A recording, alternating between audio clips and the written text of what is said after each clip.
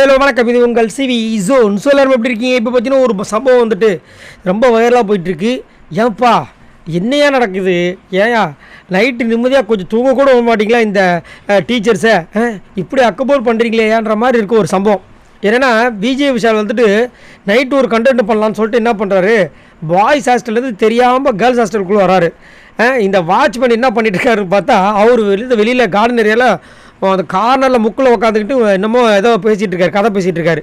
எல்லோரும் தூங்கிட்டாங்கன்னு நினச்சிக்கிட்டு இதை யூஸ் பண்ண நம்ம விஷால் என்ன பண்ணுறாரு, நைஸாக வந்து கேர்ள்ஸ் ஹாஸ்டலுக்குள்ளே போகிறாரு. ஃபஸ்ட்டு பெட்லேயே வந்து நம்ம அன்ஷிதா தான் படுத்துட்டு இருக்காங்க. இவங்க பார்த்துட்டாங்க.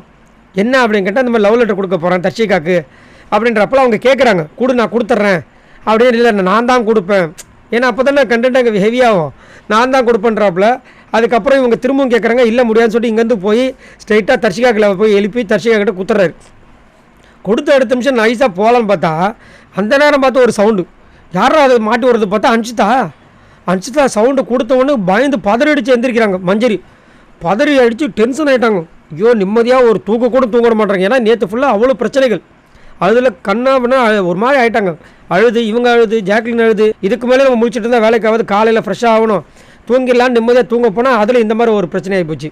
உடனே மைக்கை மாட்டிட்டு வந்துட்டு விஷாலை பார்க்க போனால், விஷால் அப்போ தான் ரெஸ்ட் ரூமுக்கு போயிட்டு அப்படியே வரா மாதிரி, ஒன்றுமே தெரியாத குழந்த மாதிரி வராரு.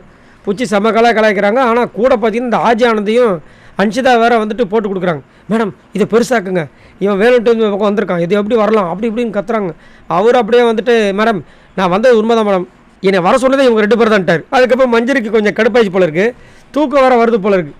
அதனால் அஸ்கி வாய்ஸில் சொல்கிறாங்க, டேய் விஷால் ஏன்டா அப்படி பண்ணுற? அப்புறமா விஷால் நீங்கள் பண்ண தப்பு, போங்க நீங்கள் பாய்ஸ் ஹாஸ்டல் போங்க, காலையில் பேசிக்கலாம் அப்படின்றாங்க. அவர் போக மாட்டார், இப்படி இழுத்துட்டே போகுது.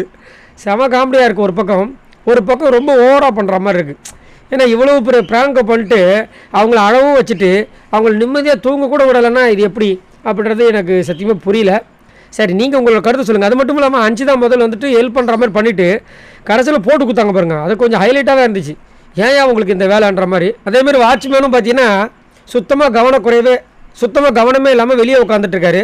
இவர் வாட்ச்மேன் பார்க்க வந்தாரா இல்லை எதுக்கு வந்தாருன்னு தெரியாமல் உட்காந்துட்டு இருக்காப்புல. சரி, நீங்கள் உங்களோட கருத்தை சொல்லுங்கள் பாய் நண்பர்களே.